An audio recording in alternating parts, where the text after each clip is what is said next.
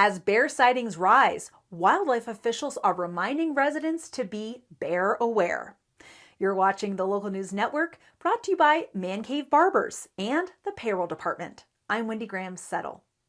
Whether on doorbell cameras or under decks, more bear sightings are being reported in Colorado this season. Officials say bears are under a time crunch over the next few weeks to eat as much as possible. So we're starting to get to the end of the summer season when bears are kind of really out looking for food.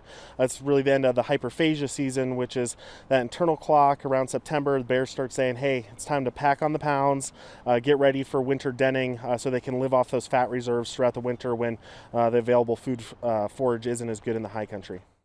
John Livingston with the Southwest Division of Colorado Parks and Wildlife says it's actually been a pretty tame year for bear interactions. Monsoon rains helped ensure the bears' natural food supply was available, which kept most of them out of residential areas. But that didn't help Gina Layette. And I hear my roommate Emily come out and she's like, "Elder, quiet down, whatever." And then a few seconds later, she bursts into my room like almost in tears and she goes, "Oh my God, something just growled at me under the deck. I think it's a bear." A 400-pound mature bear, according to experts who inspected the animal. And we see how massive this thing is, because both of my roommates, they've worked out in the glade as wilderness camp counselors. So they've been out there, they've seen bears, I've seen bears. None of us had ever seen anything of this size. This bear was likely feasting on apples that had fallen off the backyard tree, and officials were worried about it hibernating under the deck. Livingston says keeping a beast like that out of your yard requires a little bit of diligence. He was way back in here, and there's kind of a hole you can see that he was kind of going into.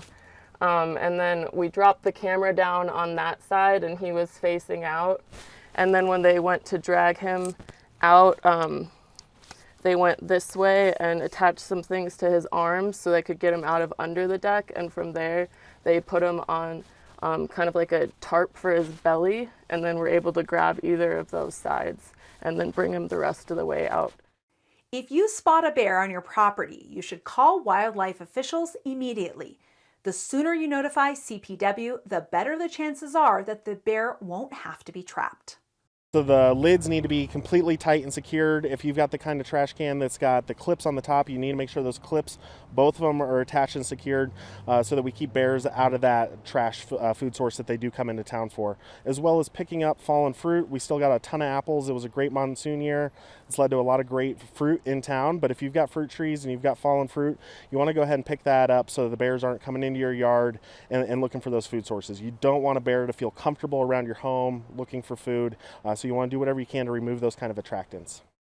But sometimes moving a bear can't be avoided. This one was lucky to be a first-time offender, which earns it a tag so CPW can keep a watchful eye on its activity. He's 60 miles away in a place where apparently there's a lot of happy bears out there, and we're just grateful that nothing happened to the dogs, nothing happened to us, nothing happened to anyone else. Livingston says even more positive outcomes are possible if residents stay mindful about keeping food sources like trash, birdseed, and fruit and vegetable plants away from such resourceful animals. Thanks for watching this edition of the Local News Network. I'm Wendy Graham Settle.